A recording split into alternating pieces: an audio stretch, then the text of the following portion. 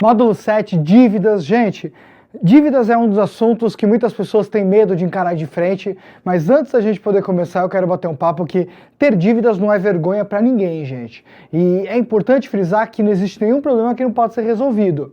E é bacana falar sobre dívidas porque muitas pessoas, elas muitas vezes pensam nas dívidas como algo que nunca vai poder ser resolvido na vida delas. E naturalmente, quando você já se condiciona a nunca resolver algo, é impressionante como você já está predisposto a não conseguir êxito nessa atividade.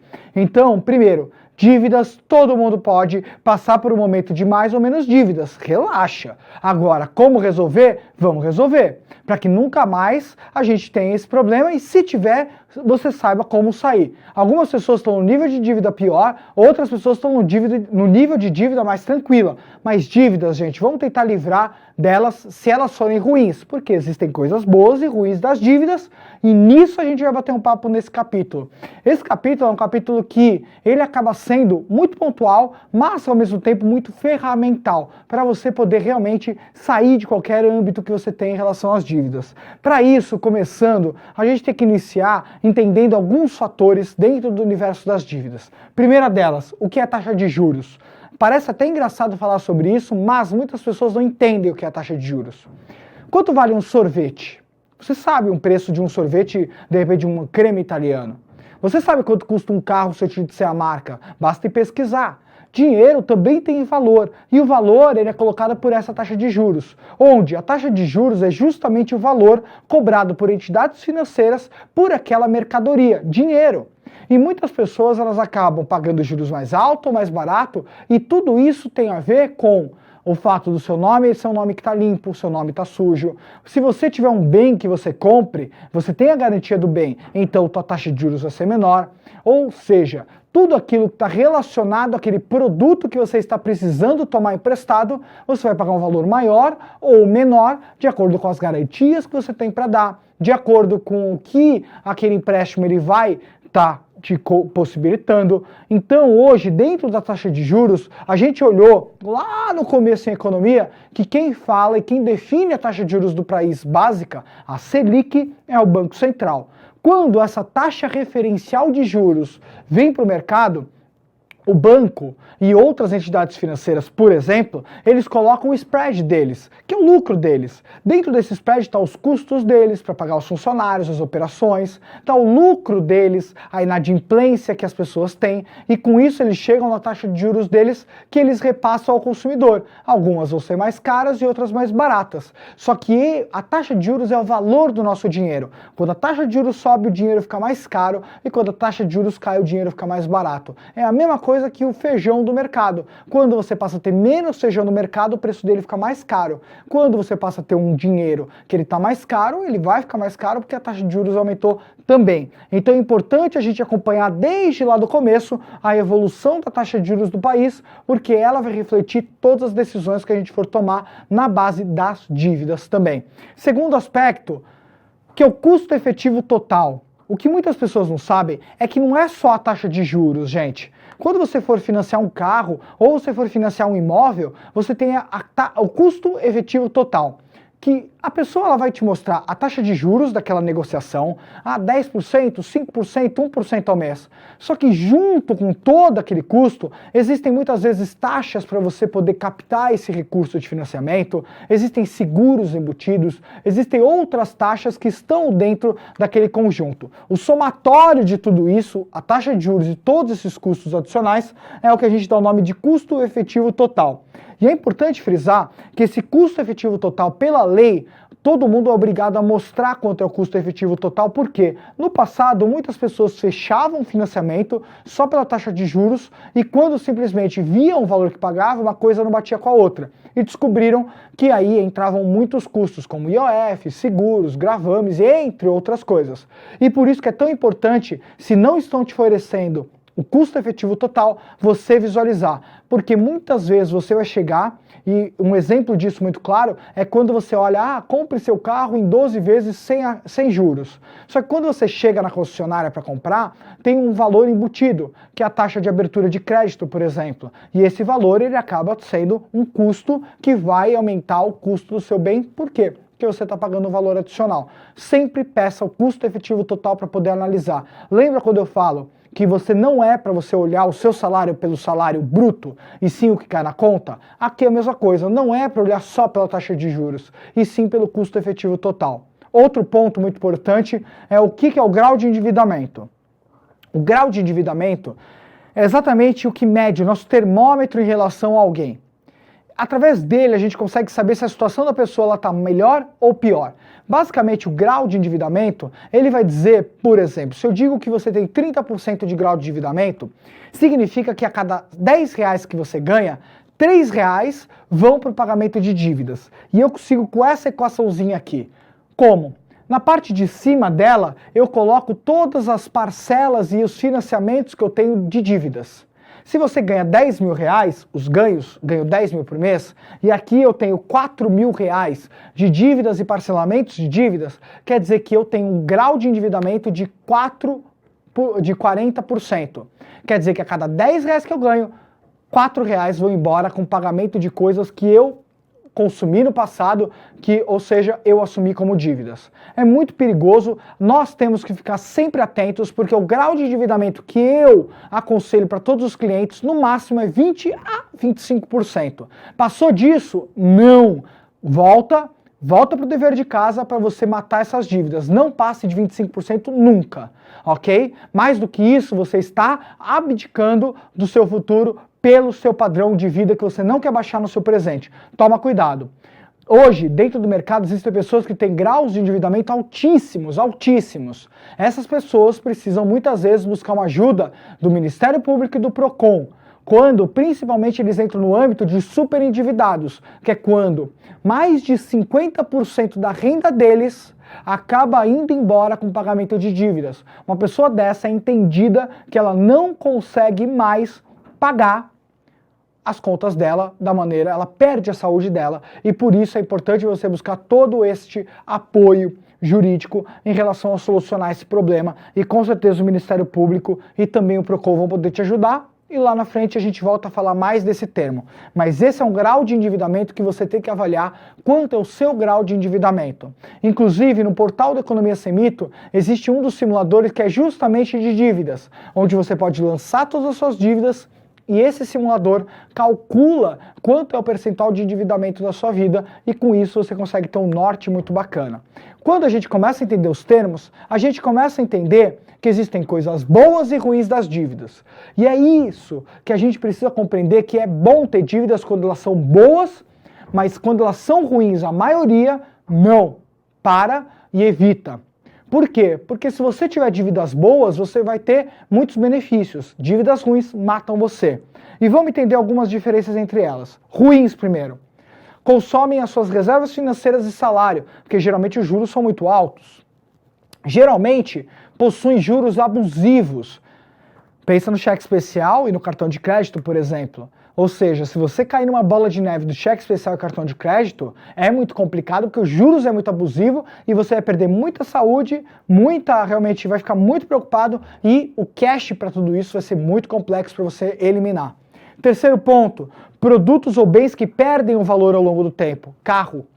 A pessoa financiou um carro para ela usar. É um bem que perde o valor ao longo do tempo, só que a taxa de juros é única. Chega um momento que, se a pessoa precisa vender esse bem, se ela mesma vender, muitas vezes ela não consegue pagar a dívida que ela assumiu, porque ela acabou financiando um bem que acaba perdendo valor ao longo do tempo. Então esta dívida, que foi o carro, é uma péssima dívida para alguém adquirir, se no caso for para uso próprio. Último, geram passivos. Geram dívidas, geram financiamento. No conceito contábil, ativos são nossos bens, patrimônios, e os nossos passivos são as dívidas e endividamentos. Basicamente, a pessoa se endivida com dívidas ruins, ela passa a ter um grau de endividamento maior, mas com coisas que no longo prazo não surtem efeito nenhum para ela. É muito mais para o bem-estar do que necessariamente para o futuro. E desse lado a gente tem as coisas boas, as dívidas boas. Aumentam suas reservas, oportunidades de aumentar o capital. Um exemplo, muitas vezes a empresa ela tem uma linha de crédito. Imagina o seguinte caso: a pessoa capta um dinheiro com uma linha de crédito muito baixa e ela acaba optando por colocar o dinheiro para aplicar numa taxa de rendimento maior. É claro que não é tão comum casos como esse, mas nesse caso, a pessoa, através de uma captação de um empréstimo, ela consegue ter um benefício. Ela consegue ter um rendimento maior. Se o cara capta uma taxa de juros a 3% e tem um rendimento de 4%, para ele foi uma operação boa. Claro, Vitor, ok, mas onde eu consigo isso? Mais ganhos, mais riscos você vai ter também, ok? Mas foi só para a gente poder esclarecer um pouquinho mais esse tema. Outro ponto, por mais que tenha os juros, a sua rentabilidade passa a ser maior, exatamente o que a gente acabou de falar agora. Por mais que você tenha juros, você consegue uma rentabilidade maior. Um exemplo disso, vamos pensar no caso de uma empresa que ela tem um capital próprio, rendendo para ela por mês a uma taxa de juros de 1% ao mês, e ela tem a oportunidade de fazer um novo galpão para a empresa, para ampliar os negócios dela, e ela tem a oportunidade número 1, pegar o próprio dinheiro, tirar desse investimento e colocar no galpão, ou ela pode pegar uma linha de crédito, muitas vezes de uma empresa de fomento, como um BNDES da vida, para poder pegar uns juros mais atrativos e poder financiar. Nessa operação, ela continua com o dinheiro dela aplicando, mas ela simplesmente faz um empréstimo onde os juros é menor do que o rendimento, para ela valeu a pena. Número 2, às vezes ela abre mão desse rendimento, aplica nesse galpão, porque o rendimento do galpão vai gerar para ela um negócio muito melhor, vai gerar mais retorno. Outro ponto, produtos ou bens que estão em valorização, superando juros, podemos falar um pouquinho dos imóveis. Alguns casos, não todos, mas alguns casos durante algum período no Brasil e em outros países do mundo, a pessoa podia comprar um imóvel, mesmo pagando financiamento, só que a valorização do metro quadrado foi maior e com isso ela conseguiu ter um ganho financeiro, onde ela pôde comprar um imóvel, valorizou esse imóvel, ela vendeu e teve o resultado dela. Por quê? Porque ela teve um bem que foi valorizado ao longo do tempo. Por último, se transforma em ativos geradores de renda, como pode ser aquele galpão que a gente falou. O cara ele investiu no galpão, esse galpão agora vai começar a gerar renda para ele. Por quê? Porque ele acabou utilizando uma dívida como uma válvula de alavanca para o próprio negócio. Então essa é a visão geral quando a gente fala entre dívidas boas e ruins. E para que a gente possa entender um pouquinho mais, vamos olhar aqui. Quais dessas você tem como opinião que são boas ou ruins? O carro é uma dívida boa ou ruim? Responda. Boa e ruim. Porque depende da forma de uso. Se você comprar um carro para o seu uso, você financiando para o final de semana, pode fazer bem para o seu ego. Mas é uma dívida que é um financiamento de um bem que desvaloriza. Só que se você compra um carro para uma frota de veículos de aluguel, por exemplo, isso vai gerar rendimento. E isso pode ser considerado uma dívida boa. Apartamento é uma coisa boa ou ruim? Pode ser ótimo também. Por quê? Porque se você compra, financia um imóvel para morar, bad, ruim. Só que se você financiou um imóvel e esse imóvel depois vai poder ser alugado, na hora você vai fazer a conta para ver se compensa. Pagar esses juros por esse tempo, muitas vezes, para o aluguel ao longo do tempo. Pode ser uma dívida que gera resultados positivos. Valeu a pena. Empréstimos. Olha o caso do BNDES. Se você pegar um empréstimo do cheque especial ou do cartão de crédito, um empréstimo pessoal, ruim. Só que naquele caso que a gente falou do galpão, você pegou um empréstimo, por exemplo, do BNDES, com uma taxa de juros mais atrativa, construiu o teu galpão, foi um empréstimo ótimo, porque você pôde deixar o teu dinheiro intacto. Olha só que bacana esses exemplos, e isso muda muito o mindset das pessoas em relação a entender que existem coisas boas e ruins das dívidas. Mas para isso você precisa, primeiro, eliminar, porque a maioria das dívidas são ruins, para ter capital e poder aproveitar oportunidades. E para isso a gente continua primeiro com as 4 perguntas que você tem que se fazer em relação às suas dívidas. Alguma das suas dívidas são boas ou ruins? Quais? Quantos por cento da sua renda, ao grau de endividamento, estão comprometidos com as dívidas? Quantos por cento? 20%, 10%, 100%, 180%?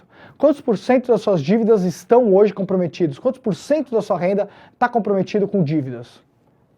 Quanto tempo você vai demorar para pagar suas dívidas atuais se parar de ter dívidas hoje?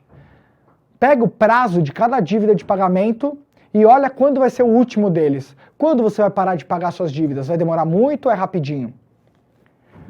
Os juros pagos hoje são maiores ou menores que do mercado?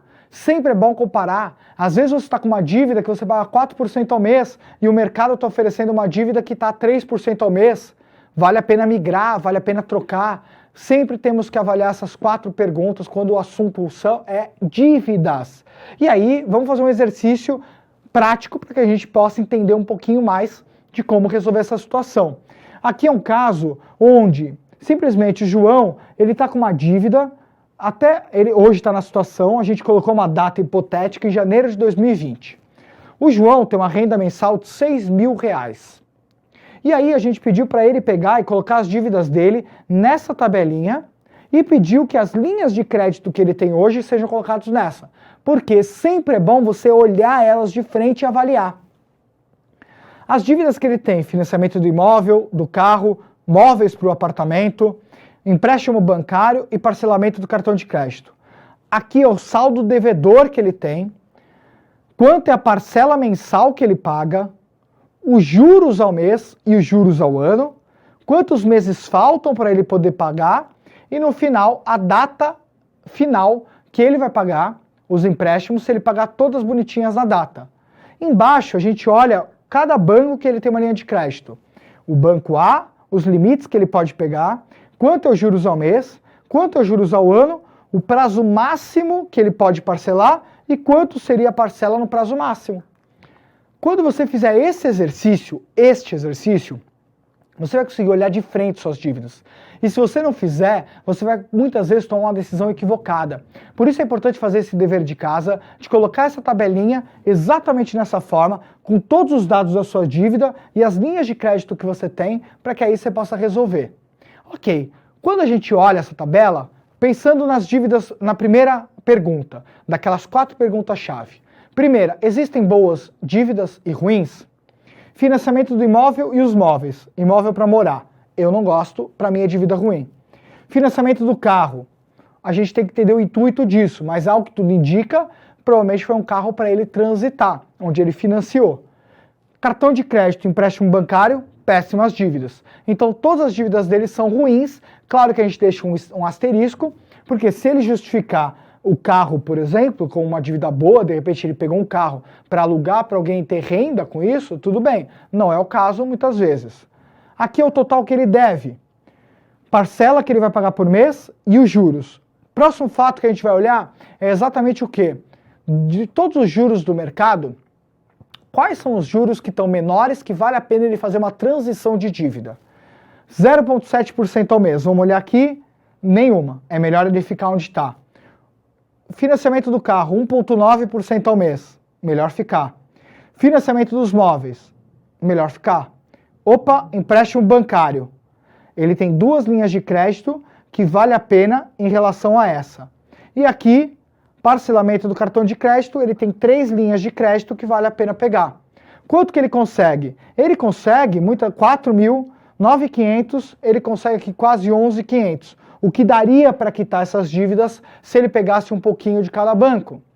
No caso, ele vale a pena ele fazer uma migração de cá para algumas dessas.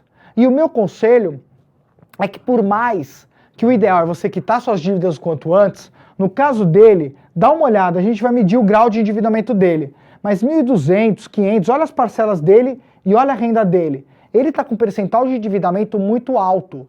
Mais da metade do dinheiro dele por mês que ele ganha vai embora com dívidas. Então, meu conselho é que essas dívidas aqui, ele possa muitas vezes substituir por um parcelamento que pode ter um prazo até maior, mas com uma dívida menor, mensal, para que aí ele consiga ter um fôlego maior para poder quitar essas dívidas. Porque muitas vezes não adianta a pessoa não ter condições e ela querer assumir uma parcela que ela não consegue pagar. E aí quando ela não consegue pagar, acaba que ela vai ficar devendo de novo e é pior. Por isso é tão importante, no começo, quando você começa a renegociar suas dívidas, pega um prazo maior, com uma parcela menor, porque aí durante o período você vai se recuperando e vai antecipando essas parcelas, podendo matar teu empréstimo mais rápido. Olhando para esse caso, vamos dar uma olhadinha nas perguntas. Quais dívidas são boas ou ruins? Todas são ruins, como eu tinha colocado. Eu deixo um pouco aberto o caso, de repente, do carro ou até do imóvel, de acordo com a finalidade de uso dele, mas tem que olhar se valeu a pena a operação. Quanto tempo ele vai demorar para pagar as dívidas atuais? Se ele não adquirir nenhuma dívida nova, maio de 2025 vai ser a última parcelinha dele. Gente, olha que loucura. A gente colocou um exemplo em janeiro de 2020. Estamos falando que mais de 5 anos esse cara vai demorar para se libertar. Ah, gente, isso é loucura. Toma um cuidado danado com dívidas. os juros pagos atualmente são maiores ou menores que o mercado? Nós vimos que duas formas de dívida dele, do cheque especial e do cartão de crédito, dentro do mercado ele consegue ter alternativas que têm os juros menor. Então ele conseguiria fazer a substituição dessas dívidas. É importante frisar que quando você está acompanhando a taxa Selic lá da economia que a gente falou no começo, quando você está com algumas dívidas e você olha que o país está com a taxa de juros caindo, quer dizer que os bancos e as entidades financeiras estão ofertando crédito no mercado a uma taxa menor. E muitas vezes essa é uma oportunidade para você pegar suas dívidas e começar a substituir por dívidas menores. Por isso que é tão importante a gente lembrar de tudo que a gente falou na economia, porque vai fazer diferença para você. E por último, olha lá, se eu pegar as parcelas dele e dividir pelo quanto ele ganha, 55% do orçamento dele está comprometido. É um percentual muito forte, um percentual que ele não vai conseguir resolver muitas vezes por si só. Ele vai precisar de ajuda do PROCON e do Ministério Público para poder resolver, porque o caso dele é de um super endividado. Então, a gente tem que olhar que existem dívidas piores e melhores. Só que o grande ponto de comparação é por que as taxas de juros de um rotativo do cartão de crédito e um financiamento imobiliário são tão diferentes. Simples. Se você ficar devendo no financiamento imobiliário ou financiamento do veículo, o banco ou a entidade financeira vai lá e pega para eles o bem. Eles têm a garantia. Por isso ele consegue, muitas vezes, fazer uma taxa de juros mais atrativa. Diferente do cheque especial e cartão de crédito, que se você ficar devendo, não tem o que o banco fazer. Ele vai te botar no pau, no Serasa ou no SPC, para aí sim cobrar de você essa dívida, mas vai sujar o seu nome, ele não tem como pegar algum bem, como é o que acontece no empréstimo pessoal. Quando a gente olha modalidades como empréstimo consignado e empréstimo com penhor, também. Com penhor é uma modalidade que muito antigamente se usava e voltou a utilizar hoje, que são com joias, quadros, relógios, bens pequenos, que geralmente a Caixa Econômica consegue fazer, onde você deixa a joia lá, por exemplo, eles avaliam quanto vale e te dão o dinheiro daquela joia. E aí você tem uma dívida, porque para você reaver essa joia, por exemplo, você precisa quitar a sua dívida, que senão eles vão ficar com esse bem.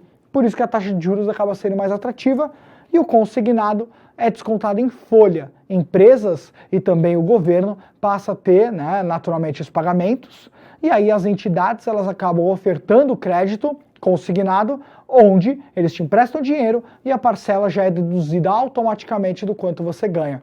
E por isso que alguns empréstimos são mais baixos e outros mais altos.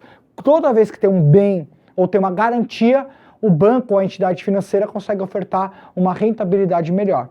Por isso que é importante a gente frisar muito isso. E por que é tão importante a gente entender sobre os mecanismos do dinheiro, os mecanismos de dívida, para que a gente não caia no conto do Luizinho. Olha o Luizinho. Vou fazer um exemplo que é o que acontece no cotidiano de cada pessoa. É claro que é um exemplo extremamente ilustrativo. Luizinho ficou devendo R$100 no cheque especial e não pagou. Deixou para lá. Tomando como base que os juros do cheque especial estava a 13% ao mês, quanto o Luizinho estaria devendo depois de 1 ano, 5 anos e 10 anos? Claro que isso não aconteceria. Quando alguém hoje fica devendo no cheque especial, pela legislação o banco é obrigado, se essa conta não tiver movimentação, a bloquear essa conta, fechar essa conta e devolver essa dívida em forma de dívida para o dono da conta, para justamente não correr os juros do cheque especial. Porém, vamos olhar o efeito dos juros compostos do teu dinheiro. Em 1 ano, R$100 em 1 ano virariam R$433. R$100 que o Luizinho ficou devendo. Se passar 2 anos, olha a dívida. Por enquanto dá para pagar. 3 anos, 4, 5 anos, 10. 10 anos, 234 milhões os R$100 viraram. Por que isso acontece? Uma taxa de juros extremamente absurda, só que a gente está falando de juros compostos, que pode vir para o bem ou para o mal. Se você pegou R$1 e ele simplesmente é um juros compostos, ele vai ter a rentabilidade ou os juros daquele período. No mês que vem, de novo, ou seja, é juros sobre juros. Então, quando você chega uma hora, você está tendo um rendimento ou um juros um contra o outro e acaba virando uma bola de neve que você não consegue recuperar muitas vezes. Por isso que a dívida a gente tem que definir logo o jogo, para não deixar virar uma bola de neve, senão a sua cara vai ser que nem a do Luizinho, muitas vezes por não conseguir resolver. ok? E aí eu deixo um dos exemplos que são formas de renegociar dívidas. Como são os caminhos para você sair do buraco e renegociar suas dívidas? Claro, além de fazer aquele exercício que eu acabei de colocar aqui, para você poder olhar suas dívidas no detalhe e as linhas de crédito que você tem, para você poder tomar decisões baseadas naquelas 4 perguntas-chave, eu coloco aqui 8 alternativas para você poder sair e resolver as suas dívidas de cabeça erguida como tem que ser. Primeira coisa, gente, uma coisa que eu gosto de falar.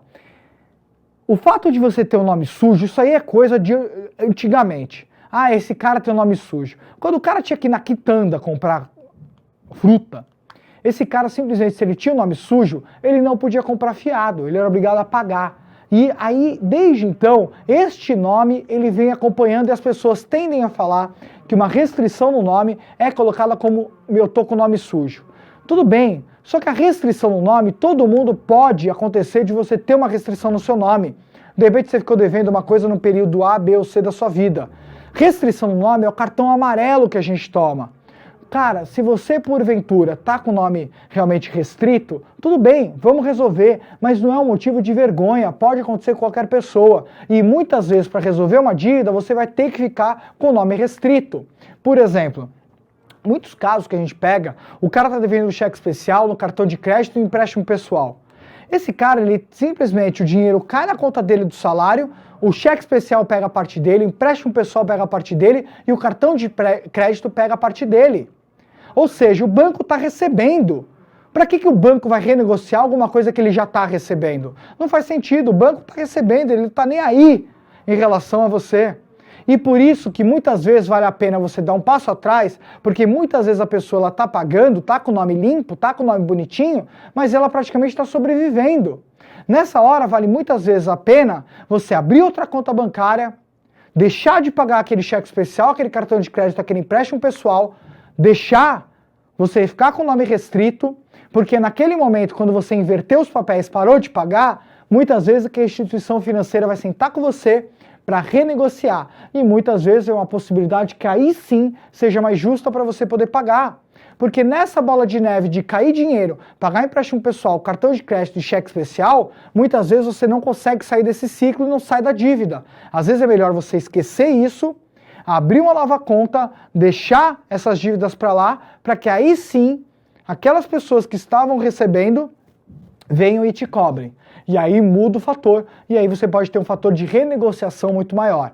Eu não estou falando para você não pagar suas dívidas, e não estou falando para você sair por aí devendo. Eu estou dizendo que em alguns casos, o melhor caminho é tomar esse cartão amarelo e ficar com o nome restrito, para que aí sim, você possa tomar um fôlego financeiro, e resolver essas dívidas de uma vez por todas, ok? Falando dessas 8 formas, elabore uma proposta para negociar. Não adianta você simplesmente sentar a bunda na frente do gerente ou sentar numa entidade financeira e a pessoa falar, ok, a parcela ficou tanto, você diz amém. Se deu, deu, se não deu, não deu. Por isso que é importante elaborar uma proposta. Olhar o quanto você ganha, o quanto você gasta e principalmente o quanto você pode pagar. Se não puder pagar, não adianta renegociar porque você vai ficar devendo no mês que vem. Então elabora uma proposta e a proposta de renegociação tem que ser a sua proposta. Não adianta dizer amém para tudo que o banco ou a instituição financeira fala. Número 2, procura o credor frente a frente. Senta na frente do credor, entende um pouquinho os mecanismos, alternativas que você tem, para que aí sim você possa quitar a sua dívida da maneira como se deve. Segundo, mutirões oferecem descontos maiores. Todo ano acontecem mutirões onde instituições financeiras, bancos, vão para o mesmo ambiente, tem despachante, Serasa, SPC, e naquele momento eles acabam dando vários abatimentos para você renegociar suas dívidas. Por quê? Porque no mesmo ambiente eles conseguem pegar e captar recursos que antes provavelmente não seriam pagos, tudo de uma vez só. Então com isso eles conseguem te dar um bom desconto e vale a pena você ficar atento, para que na hora que aconteça você possa renegociar suas dívidas e possa pagar muito menos do que você pagaria anteriormente. Quando pedir redução de juros, naturalmente na hora de renegociar. Se você vai renegociar as dívidas, é como qualquer outro produto, pede desconto. Você está indo renegociar. E não é só o desconto de hoje trazer o valor presente. Hoje as pessoas têm um desconto, mas é o desconto dos juros. Se você tem uma dívida de 60 meses e resolve pagar hoje, eles vão trazendo para hoje, para a data de hoje, o valor, sem contabilizar os juros que você não vai pagar. Porque você não vai durar até lá o empréstimo. Só que mesmo assim, pede desconto para poder quitar. Se te ligarem para quitar as dívidas, ótimo, pede desconto, vê o máximo que consegue te dar de desconto para você poder quitar essa dívida com valor menor. Se for pagar à vista, peça desconto. Negociar pela internet é uma alternativa. Cada vez mais sites, mais bancos, mais órgãos hoje, pela internet, eles estão colocando alternativas para você poder quitar os seus débitos, e por isso é bacana você ficar atento, porque muitas vezes, por não ter o atendente, por não ter alguém lá, muitas vezes é uma alternativa mais barata do que se você for na agência, porque tem o salário daquela pessoa na agência, tem os custos da agência, tem todos os custos de um espaço físico, e pela internet, pelo telefone, muitas vezes tem um custo menor. Fique atento às penalidades, não adianta sair por aí devendo, toma cuidado. Fiquei devendo na minha casa, vai ter processo para você perder o seu bem. Fiquei devendo com o carro, vai ter processo de busca e apreensão no seu veículo. Fiquei devendo na minha empresa, você pode cair na dívida ativa e aí podem bloquear seus bens. Você tem que entender as penalidades de cada dívida na hora de tomar uma decisão de pagar ou não pagar cada dívida e como pagar. Porque as pessoas que não conhecem, muitas vezes as penalidades acabam sofrendo muito mais por um erro de percurso. E por último, consulte os órgãos de proteção ao consumidor, Ministério Público e PROCON. Quando a pessoa ultrapassa o limite de 50% no grau de endividamento dela, ela é tratada como um superendividado. O superendividado é aquela pessoa que não tem condições de quitar suas dívidas com a atual situação dela. E o Ministério Público e o PROCON tem alguns produtos internos, alguns sistemas internos dentro de casa para poder reeducar essa pessoa e para poder ajudar essa pessoa a resolver frente ao credor, porque muitas vezes essa pessoa nem consegue mais resolver a situação dela junto ao credor, e com o apoio do PROCON e do Ministério Público, muitas coisas podem acontecer. Só que se for esse o seu caso, ok, participa desse programa, resolve, só que, não adianta mais, depois de muito tempo, você voltar a ser o mesmo superendividado. Se conscientiza da situação que você chegou, para nunca mais você chegar nela. Esse foi o módulo de dívidas. O próximo módulo a gente entra em investimentos e depois em aposentadoria. A gente está chegando numa etapa final. Isso não quer dizer que a partir de agora a gente está finalizando o curso, porque tem 2 mega módulos incríveis para a gente colocar a cerejinha no bolo. Porque a gente vai seguir essa ordem: receitas, despesa, dívidas e investimentos. E cada vez fica mais gostoso, porque a partir do momento que você terminar as dívidas, aí a gente começa a poder aplicar o dinheiro da melhor forma. A gente se vê no próximo módulo, gente.